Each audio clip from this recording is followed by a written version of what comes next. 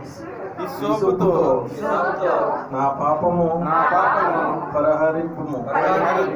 హిమము కంటెను నేను తెల్లగా నుండినట్లు నీవు నన్ను కడుగుము.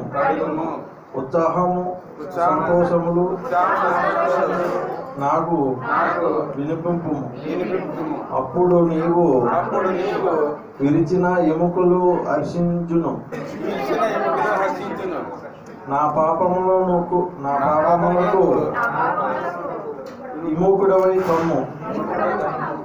నా దోషములన్నిటినీ తుడిసివేయము. దేవా నాయందు ఈ వాక్యం దేవుడు దీవించిన కాక.